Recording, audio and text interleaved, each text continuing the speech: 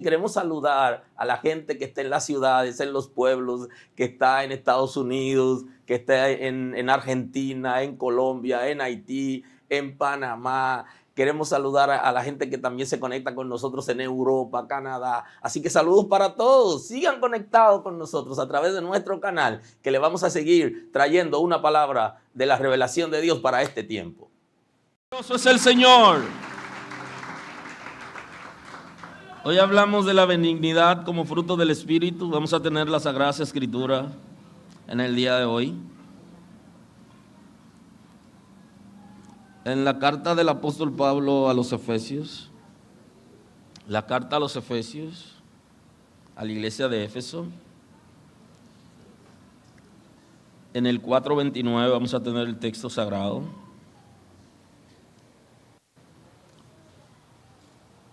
Así dice el texto bíblico hoy en Efesios, la carta a Éfeso, capítulo 4, versículo 29, en el nombre de Jesús. Ninguna palabra corrompida salga de vuestra boca, sino la que sea buena para la necesaria edificación, a fin de dar gracias a los oyentes. No contristéis el Espíritu Santo de Dios, con el cual fuisteis sellados para el día de la redención. Quítese de vosotros toda amargura, enojo, ira, gritería y maledicencia, y toda malicia. Antes, sed benignos unos con otros, misericordiosos, perdonándonos unos a otros, como Dios también os perdonó a vosotros en Cristo. Muy amable. ¿Alguien ha sido perdonado en Cristo? Disfrute de su gracia, que lo mejor que hay es sentirse perdonado y no sentirse prófugo de la justicia de Dios. Bendito es el nombre del Señor. Así que hoy hablamos de la benignidad como fruto del Espíritu. Ya saben que el Espíritu de Dios trabaja en nuestros caracteres para convencernos de nuestra miseria espiritual, de nuestra condición, de la obra de la naturaleza concupiscente, y que nosotros podamos sustituir esa obra de la naturaleza concupiscente por el fruto del Espíritu que se va a implantar en nosotros para que lleguemos a agradar a Dios. Nuestro desafío como hijos de Dios es agradarle. Para el desafío de mucha gente es tener posesiones y cosas materiales. Pero la Biblia, esas cosas dice que llegan, o sea, son parte de la dinámica. Nuestro desafío debe ser agradar a Dios. Ese debe ser nuestro desafío. Ahora, para yo poder agradar a Dios, yo tengo que hacer un análisis de mi vida para saber cuáles áreas de mi vida yo no he sometido al Señor. ¿Qué área de mí todavía Cristo no puede controlar? Y Él no la puede controlar porque yo no se la he entregado. Ese debe ser nuestro desafío cada día. Aleluya. Amén. Aleluya. Amén. Si yo soy capaz de analizarme y saber qué área de mi carácter yo debo trabajar, yo ando bien. Porque yo estoy identificando una realidad en mí que yo tengo que rendir al Señor. Y para eso es el fruto del Espíritu. El Espíritu de Dios viene a controlar áreas de nosotros, enseñarnos a nosotros a controlar áreas importantes en nosotros, para que por medio del señorío de Cristo nosotros lleguemos a sujetar todo nuestro ser al Señor, y entonces el Espíritu de Dios toma el control. ¿Cómo presenta la Escritura la benignidad como fruto del Espíritu? ¿Cómo nos la presenta? La benignidad es más que una expresión. Ustedes saben que la ciencia también habla de aquello que es benigno. O sea, cuando usted va a un médico, el médico tiene un concepto de lo que es benigno. ¿Qué dice la ciencia? ¿Qué dicen los médicos sobre algo benigno? Dicen que es una afección, un tumor que no es canceroso. Es lo primero. Dicen que es una afección, un tumor, no es canceroso. Entonces le está diciendo al paciente: tengo buena noticia para ti. que lo que tú tienes no es canceroso, es benigno. O sea, el médico está celebrando. ¿Qué ocurre entonces? Le está diciendo que no se propaga a otras partes del cuerpo. Le está diciendo, ni invade tejido adyacente. Dice, no es peligroso ni es grave. Eso le dice el médico al paciente. Cuando tiene una condición, después de haberle hecho el análisis, la biopsia, entonces le dice, mira, tú tienes dicha, le dice. Entonces, si usted asocia ese concepto y usted dice, pero ¿soy yo una persona benigna? Yo no soy un peligro para la sociedad. Yo no soy un peligro para mi relación de parejas. Yo no soy un peligro para mis hijos. Yo no soy canceroso para la sociedad. Ese es el concepto que tiene la ciencia de benigno, de aquello que no es canceroso, porque el cáncer es una enfermedad en la que las células anómalas se dividen sin control, destruyendo los tejidos corporales. No hay ningún peligro en la situación que tú tienes, ni va a haber daños secundarios. De eso tú no vas a morir, le dice. La benignidad tiene que ver con dos conceptos bíblicos y tiene que ver con dos frutos del Espíritu. Uno es la templanza y el otro es el amor. La benignidad combina la templanza con el amor. Lo de la templanza por aquello del dominio. El Espíritu de Dios me entrega dominio de mí, de mis acciones, de mis palabras, de mis pensamientos. Me entrega autoridad para yo dominarlo. Y también me entrega poder sobre mi conducta. Entonces, por eso la benignidad tiene que ver con la templanza y tiene que ver con el amor, porque el amor es tierno, el amor es seguro, es compasivo, vale redundar, es amable, comprensivo. Entonces esa combinación, la benignidad tiene que ver con esa combinación. Y cuando el Espíritu de Dios trabaja en nosotros y produce su fruto, nosotros aceptamos que el Espíritu de Dios implante en nuestro espíritu cosas extraordinarias y trabaje en nuestros caracteres. Si yo me resisto al trabajo del Espíritu de Dios, el fruto no se va a ver en mí. La benignidad está ligada a la gracia, está ligada a la ternura y a la compasión. Por eso tiene que ver con el amor. Por eso amarra la templanza y el amor. El trabajo que hace el Espíritu de Dios en el carácter del ser humano que ha sido rendido a Cristo para establecer cosas nuevas de Dios, cosas extraordinarias de Dios. Entonces, por medio de la benignidad, el Espíritu de Dios desaloja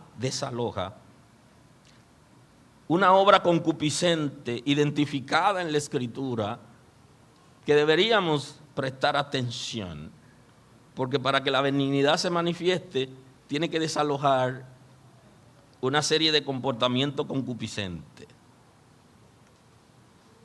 O sea, que yo tengo que permitir que el Espíritu de Dios quite cosas de mí, saque cosas de mí de raíz, donde yo soy capaz de entregársela a Él y que establezca cosas nuevas, lo que sería su fruto. Entonces yo necesito aceptar el desafío de que en mí se dé el fruto del Espíritu. Y en este caso de la benignidad, tiene que desalojar cosas importantes que están ligadas a mi naturaleza concupiscente.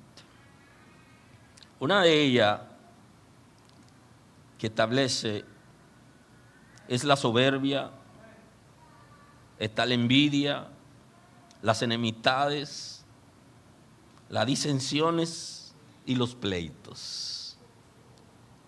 La benignidad viene a sustituir esas áreas, viene a desalojar y establecerse, porque no se establece simultáneamente. Así que si usted es pelética, si usted es refunfuñón, si usted no se pone de acuerdo con la gente, entonces usted necesita que el Espíritu de Dios establezca su fruto, en este caso de la benignidad. ¿Alguien está aquí hoy? Nuestra responsabilidad como hijos de Dios es rendirnos y agradarle a Él. Si usted sigue siendo la misma persona, es bueno que siga viniendo a la iglesia, pero usted debe saber que usted no anda bien, porque usted no puede ser la misma mujer, el mismo hombre de siempre. Lo nuevo de Dios tiene que establecerse por medio de su Espíritu Santo. Si vivimos en el pasado, en la tristeza y el dolor del pasado, no vamos a avanzar. Yo necesito avanzar. Entonces, la soberbia es un sentimiento de superioridad. Tiende a provocar distancia y desprecio. Por eso es contrario a la benignidad. El soberbio es como el que se siente más alto, es el orgulloso, ¿no? El que se siente más grande, no es humilde, no es humilde. La soberbia, como ustedes saben, tiene la tendencia a despreciar a las demás personas por diferentes razones. Son intolerantes a las personas que no creen como ellos. Ustedes saben que tiene que existir la tolerancia religiosa. Usted no puede, porque una persona no haya recibido a Cristo como Salvador y esté sirviendo en la religión, usted tiene que tolerarlo. Tiene derecho a la vida, tiene derecho a expresarse, y aunque no crea como usted tiene que respetarlo. Es un derecho que tiene la persona de servir a Cristo si quiere. Pero en la congregación, si alguien por alguna razón no comparte conmigo alguna idea, yo no tengo por qué menospreciarlo. O porque no se ponga de acuerdo conmigo sobre algún asunto. Aleluya. La soberbia tiende a provocar distancia. No, distancia de la gente. Y nos hace ser como de una clase aparte, diferente. Nos lleva a la autosuficiencia y a la independencia de Dios. Una persona soberbia se siente autosuficiente, es independiente y por ende se vuelve independiente de Dios. No necesita a Dios, ni necesita de nadie cerca de Él. No tiene la idea de que la vida fue diseñada para vivirla en equipo y que todos nos necesitamos unos a otros y que nadie es superior a nadie. Aun cuando en la iglesia hay competencias sobre los ministerios. Y recuerdo que alguien recientemente me dijo, ¿cómo le gustaría que lo llame? ¿Cómo se llama? Esos que están al servicio. Querubín, llámame querubín. O llámame serafín. ¿Ah? ¿Cómo le gustaría que lo llame? La palabra es, llámame de la manera en que tú te sientas ser cercano o cercana de mí. Soy tu hermano. Aleluya. Yo no pertenezco a una clase especial por ser pastor, en la que la gente, por el nombre o el título que yo me dé, genere distancia entre la gente y yo. No, porque ese no es el concepto bíblico. ¿Cómo le gustaría que me llame? Llámame tu hermano. ¿O no somos hermanos? Bendito es el nombre del Señor. Entonces en la iglesia hay como cierta dinámica en lo que la gente ha creído que tener una posición o ser llamado con un ministerio ya pertenece a una clase superior en la que no se puede juntar con la gente. Y la gente lo ofende si le dice hijo de Dios, porque tiene que llamarlo por el título. Entonces eso es peligroso, porque el Señor nos ha llamado a ser humildes. Y la soberbia viene justamente como naturaleza concupiscente a hacernos sentir superior a los demás. No somos superiores a nadie. Lo único que tenemos que dar cuenta a Dios, aquellos que administramos las cosas sagradas, y que el mayor en el reino de los cielos tiene que ser como un niño, tiene que ser el servidor de todos. Ese es el concepto. Y no vaya usted a creer que porque tenga conocimiento de la palabra o Dios le haya hablado alguna vez que usted es superior a los demás porque Dios no le haya hablado de la misma manera que a usted, o porque no le revela a ellos lo que le revela a usted. No, es más riesgoso porque a mayor conocimiento, más posibilidad de envanecimiento hay. Dice la Escritura que el conocimiento envanece, ¿no? Sube la gente, lo puede llenar de soberbia, pero dice que el amor edifica. O sea que usted necesita una combinación de conocimiento y amor. Si no tiene el amor de Dios y tiene conocimiento, usted será un hombre o una mujer soberbia. Y en el trato con la gente usted lo va a marcar, porque usted siempre va a venderse como superior. Y en el Señor no hay superioridad, aunque hay diferentes ministerios y pareciera como si hay ministerio superior al otro. Y eso es una discusión amplia que hay en la iglesia. ¿Qué ministerio es superior? Entonces yo, como quiero ser superior, me hago llamar por el que yo entiendo que es superior a los demás. Aleluya. Y eso es soberbia. La soberbia produce pecado en sí mismo por la arrogancia, el orgullo y la vanidad. En su esencia, por eso la soberbia es pecaminosa. Y entonces la benignidad viene a desalojar la soberbia. Los soberbios no pueden ser benignos porque hay contraposición. La benignidad desaloja la soberbia, desaloja la envidia. La envidia es un sentimiento de enojo, de dolor, de tristeza por el progreso de otras personas. Y se da hasta en las parejas, que si uno de los dos progresa más, el otro se siente mal. ¡Wow! ¡Qué cosa, eh! No es benigno, es peligroso, es peligrosa. Es un riesgo tener una relación con una persona así. Eso es riesgoso. Es canceroso, porque no es benigno. La envidia tiene tristeza por el progreso de otras personas, pero el asunto de la envidia es porque lo quiere para sí, porque no puedo ser yo el que tiene eso. Y en la iglesia es un comportamiento que no debería estar, pero es un comportamiento concupiscente. Hay gente que se siente molesto con Dios porque no lo usa como usa otra gente. Y por eso en las iglesias hay gente que hace oposición, porque no quiere que fluyan, le falta la benignidad. Es una persona peligrosa. Es invasivo.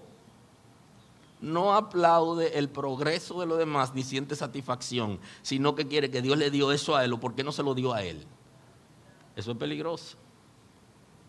De ahí que María y Aarón, hubo un comportamiento en Moisés que no era apropiado, pero ellos no llamaron a Moisés para confrontarlo y decirle: Moisés, no te conviene tener esa relación, sino que ellos conversan y dicen: bueno, pero si Moisés lo hace en la condición en que está, nosotros también podemos hacerlo. Eso es peligroso. Aleluya. De manera que la benignidad es tan extraordinaria que cuando caemos en una familia, en una relación de familia que se da, si mi hermana se casó con alguien, ya yo pertenezco a la familia de esa persona, porque ya yo soy su cuñado. ¿Qué cosa es? Entonces, esa relación es tan interesante que cuando uno llega a la familia, en vez de dividir y de crear crisis y situaciones, produce paz. Porque usted es benigno, usted no es peligroso, pero tener un miembro de la familia que se injertó y que sea canceroso, eso es peligroso. Porque su trabajo es el trabajo del infierno. Y nada más hace 3 cosas el infierno. Lo hace a través de Satanás y los demonios. Mata, roba y destruye. Poner la gente uno contra otro. Quiere que la herencia se reparta antes de tiempo. Sí, porque el viejo se fue, pero la vieja está ahí. Vamos a dejar que ella disfrute algo. No. Ese que no sembró nada, ni sabe cómo se ha trabajado nada, quiere el botín para disfrutarlo él. Cuando veo eso, digo yo, ay Dios mío, ¿para quién uno trabaja? Esa es la cabeza. Y viva la vida bien y déjele a los hijos lo que usted le pueda dejar. Pero disfrute, porque después posiblemente se una a uno que no sea benigno y entonces comienza la discordia en la familia. Y esos son los que hacen que vaya la justicia. Porque no quieren dividir a la buena. No. Como no lo trabajó, hace que los abogados se lleven la gran parte. Sí, porque es mejor conciliar. Pero el que no es benigno, llegó para hacer lo suyo. La benignidad también sustituye la disensión. Tiene que ver con desacuerdo. La disensión por falta de aceptar opiniones diferentes. Imagínese usted una esposa o un esposo que no sea benigno. El rancho está ardiendo. Porque es lo que yo diga y se acabó. Porque tiene sembrada la cizaña de la disensión y no acepta las opiniones de las otras personas. Imagínese usted estar en una directiva, en un ministerio, en una congregación con una gente que no sea benigno. ¡Ay, santo!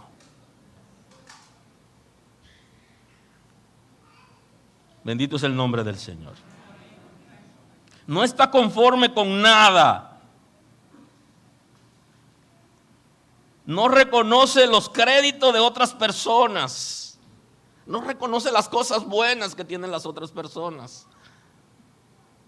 Todo lo centralizan. Por eso la benignidad viene a sustituir, a sacar y a empujar la disensión. Son opositores por naturaleza. Dios mío, pero esa palabra se parecen al diablo, porque el ser opositor es un trabajo de Satanás. Aleluya. Son opositores. Todo es lo contrario, del otro lado siempre. A la derecha, él dice a la izquierda, porque yo lo digo, y no voy a la derecha. Siempre andan buscando una razón que no existe. Y ustedes, normalmente la gente dice, le está buscando la quinta pata al gato. Ya se trancó el juego, porque es la quinta que le anda buscando. Y el gato no es un fenómeno. Aleluya. Amén. Son contrariados. Carecen de propósitos comunes. No tienen propósito común con nadie.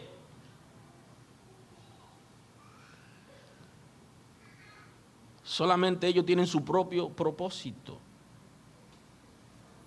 Y cuando están unidos con alguien o con en algo, con alguien en algo, sea en matrimonio, sea en negocio, o sea en sociedad, andan buscando lo de ellos y en el momento que ellos estén satisfechos y que creen que es ahí, en ese momento se rompe todo. Porque andan buscando lo suyo. No hay cosa común.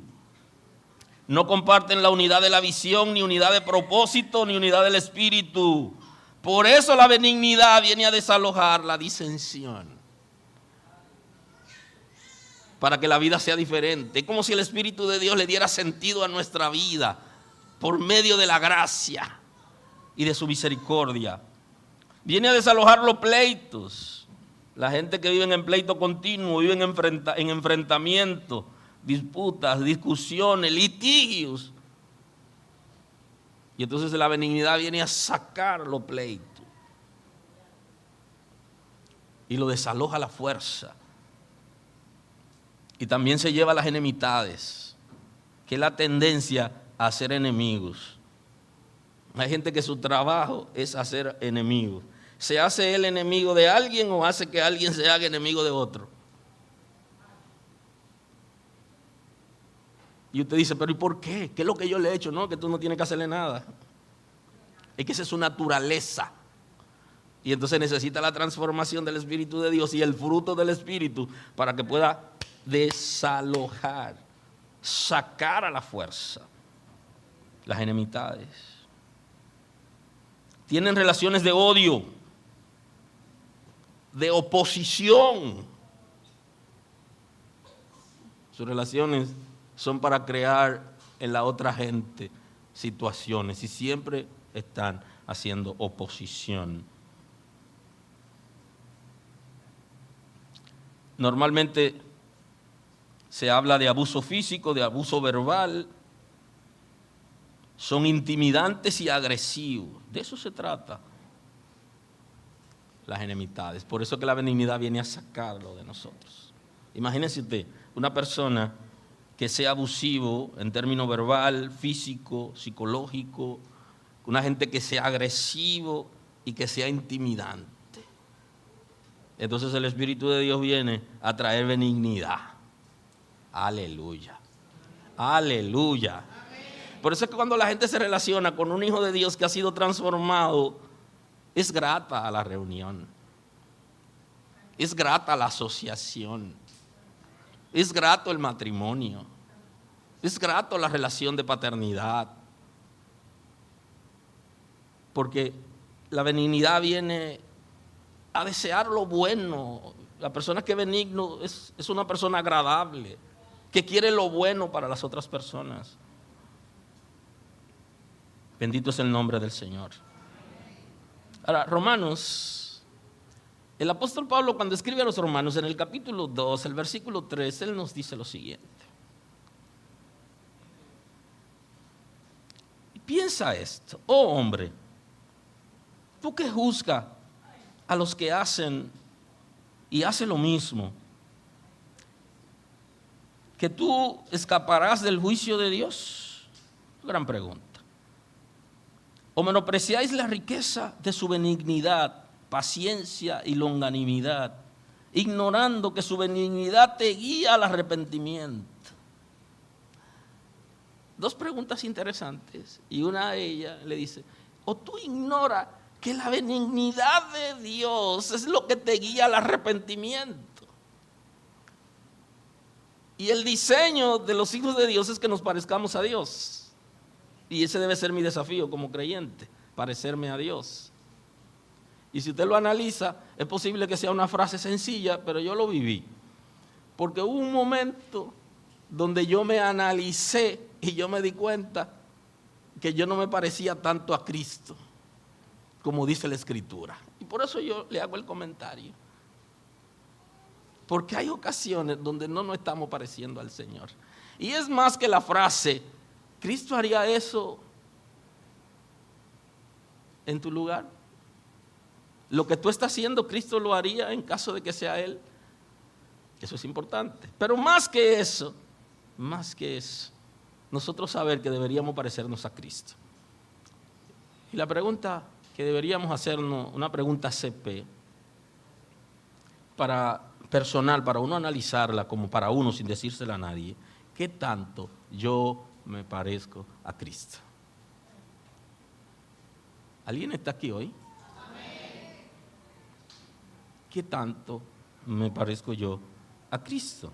Porque su benignidad es lo que me ha permitido a mí el que yo pueda servirle Porque Él es bueno, porque Él es misericordioso, porque Él es paciente, porque Él es compasivo, me ha llevado a mí a que yo tenga la oportunidad de reconocer mi condición pecaminosa y rendirla delante de Él. Y entonces hagamos el ejercicio. ¿Qué hubiera pasado si el Señor no hubiera sido benigno con nosotros? ¿Qué hubiera pasado con nosotros? Quizás alguno de los que están aquí estuviera aquí, pero yo no estaría. Aleluya. Porque mi vida era de rebeldía frente a Dios. Yo lo que aprendí fue adorar otro Dios diferente al Dios verdadero. O sea que mi condición era contraria totalmente. Sin embargo, Él tuvo misericordia de mí. Porque Él es bueno. Y haciendo ese ejercicio, en términos prácticos, si yo he recibido la bondad de Dios, su misericordia, ¿no debería yo ser misericordioso con las personas? Entonces eso es lo que hace la benignidad, que la benignidad se proyecta en nosotros. Como la hemos recibido, la proyectamos. Por eso tiene que ver con el amor, porque el amor de Dios viene y me golpea la cabeza, y cuando me golpea la cabeza, entonces viene de manera horizontal y luego se vuelve vertical en mí. Porque lo que yo no recibí no lo puedo dar, pero si lo recibí, entonces puedo darlo. Y así pasa con la benignidad. Si podemos disfrutar la benignidad del Señor que nos llevó al arrepentimiento, deberíamos proyectarla en nosotros. Que yo sirva como un instrumento para que el Espíritu de Dios proyecte su fruto en el trato con la gente. Debería ser. Pero tengo que estar consciente de eso. Porque la dinámica en las congregaciones es que yo recibo una palabra y esa palabra yo la recibo con gozo, pero yo no puedo como vivir en esa palabra, sino que yo voy a racionalizar esa palabra. Voy a justificarme cuando yo tenga que hacer otra cosa diferente a lo que he aprendido y lo que se me ha enseñado. Y por eso la gente está muy divorciada de la Escritura. No es porque no tenga palabra, es porque no hace el ejercicio correcto. Porque Judas recibió todas las enseñanzas correctas de Cristo, imparticiones directas, pero él no aceptó que se le fijara esa palabra en él. Y por eso él la bloqueaba, esa palabra. Y al final terminó siendo el instrumento que Satanás utilizó para atacar su propio maestro. Justamente porque no fijó en él, no aceptó esa palabra, sino que la bloqueaba. Y analícelo. Porque cuando se produce la unción de los pies de Cristo, preparándolo con un perfume caro, porque costaba el trabajo de un jornalero de un año. Es como que una persona trabaje y guarde su salario durante un año y compre ese perfume. Y entonces nadie dice nada, pero él secretea a alguien del grupo y le dice: no debería hacerse ese desperdicio, porque yo sé lo que cuesta ese perfume. El olor tiene su peso en oro. Y estaba cuestionando al maestro, justamente. Ese cuestionamiento indicaba que él no había aceptado la palabra que el Señor le estaba dando y que él no la fijaba en él, sino que la bloqueaba. Nosotros necesitamos aceptar que la palabra encuentre asidero en nosotros para poder producir el fruto, y en este caso de la benignidad. Aleluya. Ignorando que su benignidad te guía al arrepentimiento, pero por la dureza y por tu corazón no arrepentido, atesora para ti mismo ira, para el día de la ira y de la revelación del justo juicio de Dios. Aquí el apóstol Pablo está hablando en un concepto ya escatológico del juicio de Dios que atesoran aquellas personas que no viven la palabra y que se la pasan tratando de condenar a las otras personas por cosas incorrectas que hacen, pero ellos hacen lo mismo. Aleluya. De ahí que Jesús está diciendo, saca primero la viga que está en tu ojo y verás mejor para sacar la paja que está en el ojo de tu hermano. Porque la persona benigna hace eso. Primero se analiza a sí mismo y endereza lo torcido que hay en él o en ella, y luego tratará de guiar a otra gente. Porque si no, caemos en el concepto del ciego que guía ciego. Y no se refiere a un menosprecio del liderazgo del no vidente, sino se está refiriendo a líderes espirituales que sus condiciones no son buenas y que están guiando personal de peñadero, porque no lo están guiando a Cristo ni a la vida eterna. Dice, ambos caen en el hoyo. Va a la perdición el maestro y va a la perdición el alumno. Eso se refiere a Cristo.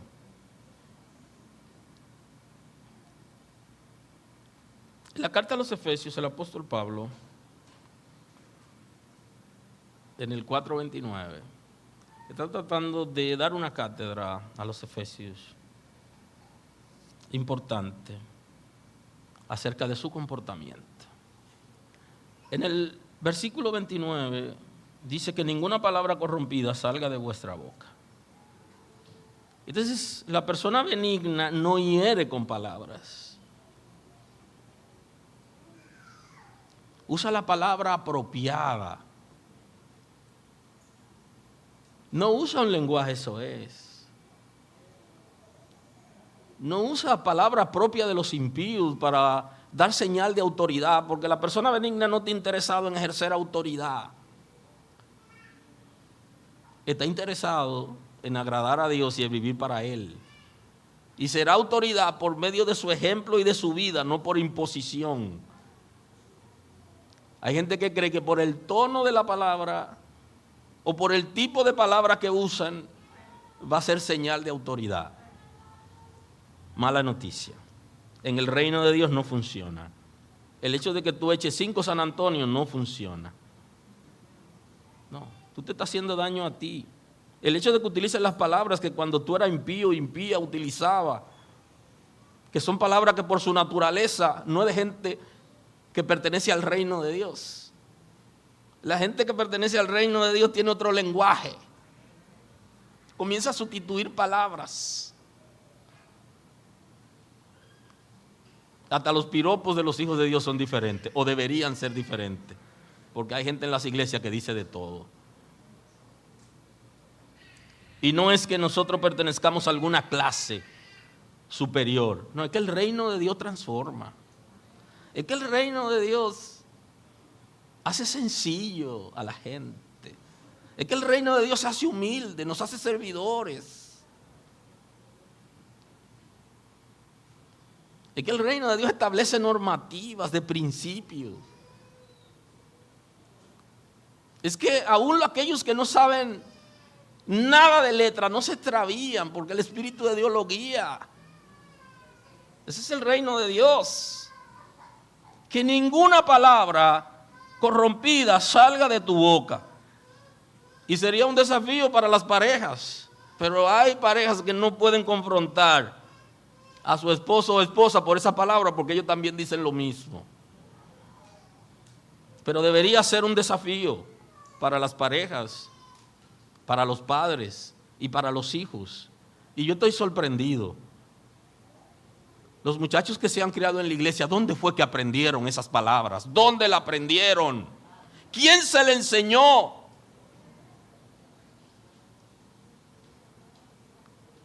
Aleluya. Hoy debería ser un día para que haya arrepentimiento en nosotros. Y para que comencemos a entender el propósito que Dios tiene con nosotros y cómo su gracia ha fluido a nuestro favor. Diría alguien, por el amor de Dios. Diría Pablo, por la mansedumbre y ternura de Cristo, cuando escribe a los Corintios. Erradiquemos de una vez y para siempre toda palabra ofensiva y opresora y que dañe a la gente, que menosprecia a la gente y lo hace ser inseguro. Saquémosla de una vez y para siempre. No solo renunciando a ella, sino identificándola y llevándola al Señor para ser eliminada. Vamos a rendirla. Sino la que sea buena para la necesaria edificación. Estoy incómodo, estoy furioso, pero tengo benignidad. Soy benigno. Y en cualquier circunstancia, el Espíritu de Dios va a fluir en nuestras vidas.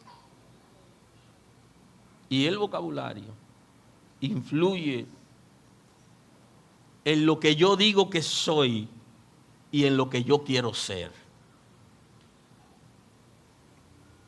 Bendito es el nombre del Señor. ¿Se edifica la gente con lo que le decimos? ¿O hay un propósito de ofender?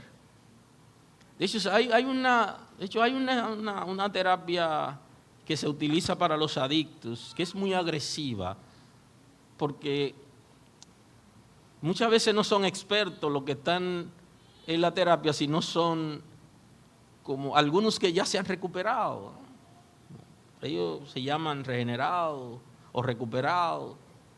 Y entonces la terapia que utilizan las palabras son tan hirientes que es más fuerte que la palabra que se utilizaba antes en los cuarteles, porque ya hay oficiales y hay alistados que son educados y tienen otra manera, pero antes era muy agresivo. Y no ayuda porque hiere la estima de la gente. Y utilizan palabras fuertes en esos centros que hieren la estima. Si somos hijos de Dios, lo que tú dices debería edificar.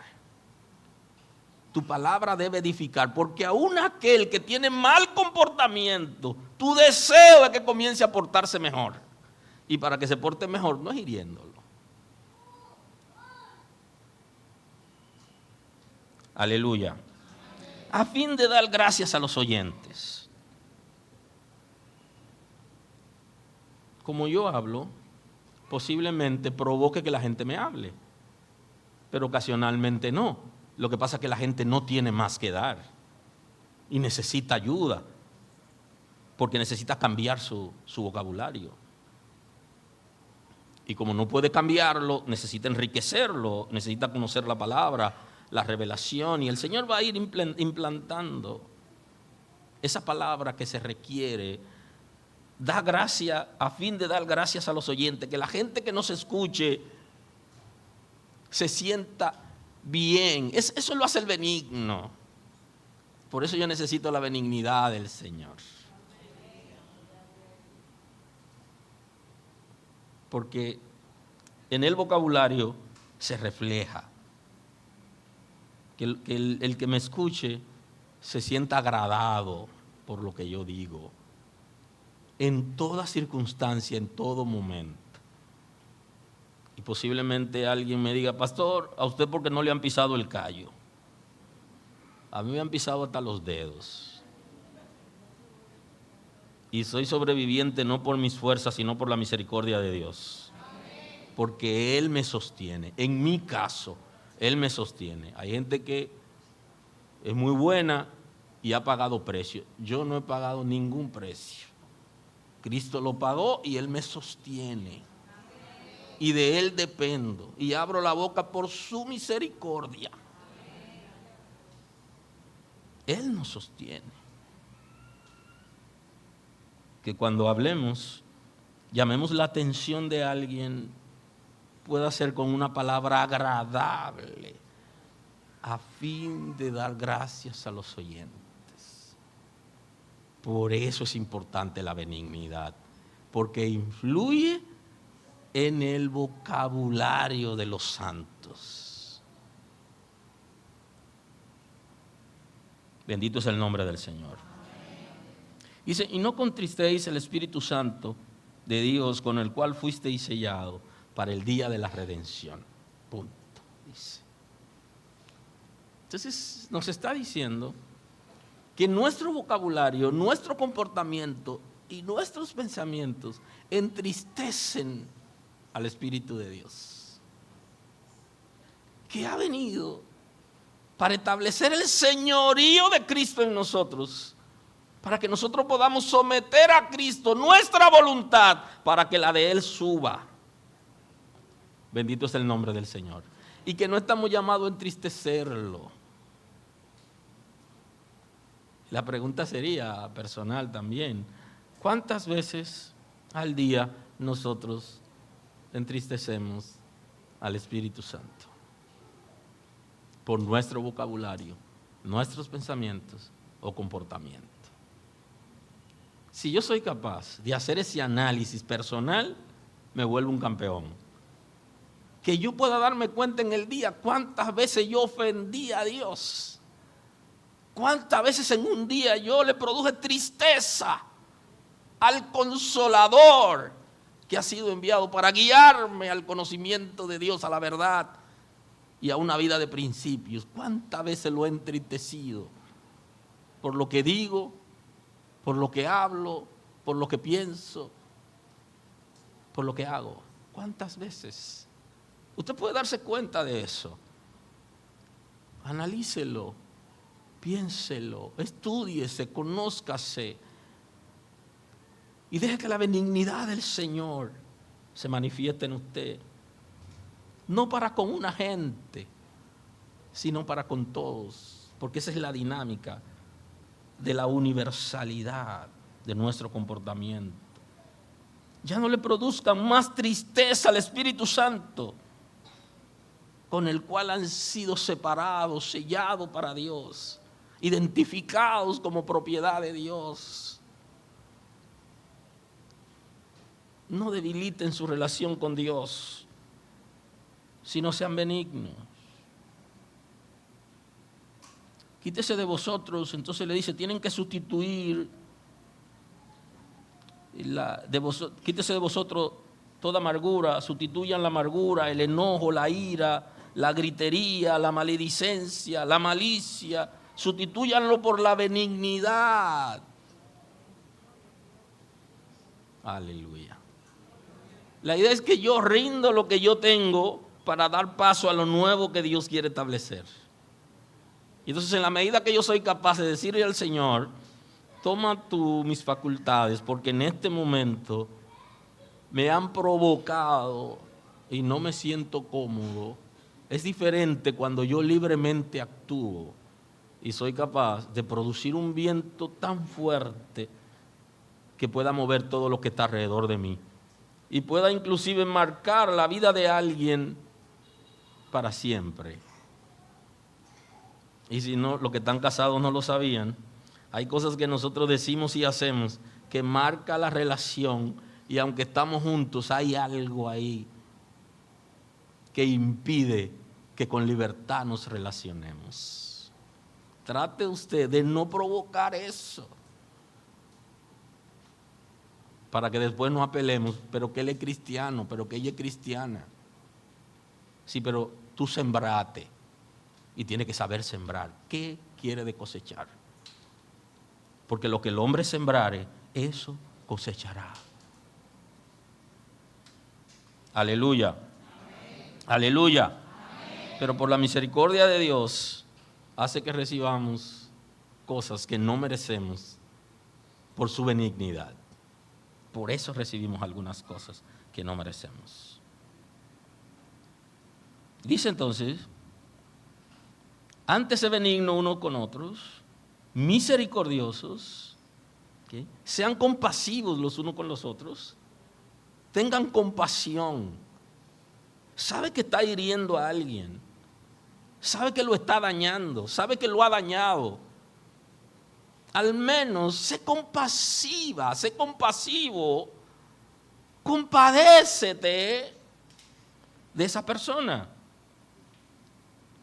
Perdonándoos unos a otros, como Dios también nos perdonó a vosotros en Cristo. Porque una particularidad de la persona que tiene la benignidad como fruto del Espíritu es que no guarda el rencor porque no quiere entristecer al Espíritu Santo.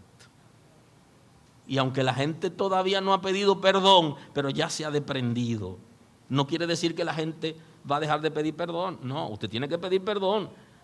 Y ojo con lo que están casados aquí. Si usted tiene 20 años que hizo algo y no pidió perdón, esa nota está ahí, atrévase a pedir perdón. Hágase el loco un día y perdóname, mira, yo te hice en el año tal y que la yo qué. Eso está anotado. Pida perdón. Ahora, el que es benigno no espera que le pidan perdón, porque no guarda nada que lo haga ser canceroso, sino que quiere vivir en libertad. Permítame cerrar hoy la predicación, porque la benignidad como fruto del Espíritu no es ventajosa. La gente benigno no saca ventaja. Las relaciones son sanas con la gente, el trato con la gente es sano. El benigno no hace pose. La pose funciona en la fotogenia y la fotogenia tiene que ver con la fotografía. En la relación con Dios, la pose no son saludables. Usted debe ser usted de día, de noche. Usted debe ser usted en cualquier circunstancia, porque usted es un hijo de Dios y debe reflejar la benignidad. El benigno no es ventajoso en el trato con las personas, ni hace pose, dependiendo del lugar donde está. El benigno no es como el camaleón. El camaleón, cuando está entre impíos, no se sabe quién es más impío. Y cuando están haciendo chiste colorado, los más rojos son los de él, para que no crean que él es cristiano. Lo peor, no. El benigno lo es en toda circunstancia. El benigno inspira confianza. Inspira confianza. Porque el que tiene el Espíritu de Dios sabe quién tiene el Espíritu de Dios. Porque el Espíritu de Dios da testimonio a nuestro espíritu de quién es de Dios. Y aunque en estos años, en este tiempo, la gente se vive cuidando de todos y de todos, con todo y eso, el Espíritu de Dios sigue dando testimonio de quién es de Dios. Si no somos capaces de moldear nuestro vocabulario, seguiremos siendo ofensivos y seguiremos siendo cancerosos. La benignidad requiere que seamos sanados. Para nosotros ser benignos tenemos que ser sanados. Porque si tu estima no está sana, tú no podrás ser benigno. Necesitamos ser sanados con estima positiva, donde no nos creemos más ni menos que la gente, sino que pensamos de nosotros con cordura, como dice el texto sagrado. Aleluya. La estima nuestra también refleja el fruto del Espíritu, como la benignidad. Nos vemos pronto. Señor, gracias. Gracias por tu misericordia. Gracias por tu compasión a nuestro favor. Sabemos que eres poderoso, Señor, para restaurar, para trabajar en nosotros, estableciendo tu fruto, tu voluntad. Que nos rindamos con disposición, Señor, de que tu Espíritu Santo tome el control de nuestros pensamientos, de nuestros vocabularios y de nuestra conducta. Gracias porque tú lo haces, Señor. Muestra tu gloria. En el nombre de Jesús. Gracias por estar con nosotros escuchando la palabra. Hoy es un buen día para que tomes una decisión para recibir a Cristo como tu Salvador. Nosotros queremos estar contigo y apoyarte en el conocimiento de la palabra. Podemos trabajar contigo un curso de estudio bíblico para que puedas conocer a Dios. Hoy es un buen día. Llámanos o escríbenos por WhatsApp y estaremos contigo en este momento. Dios te bendiga.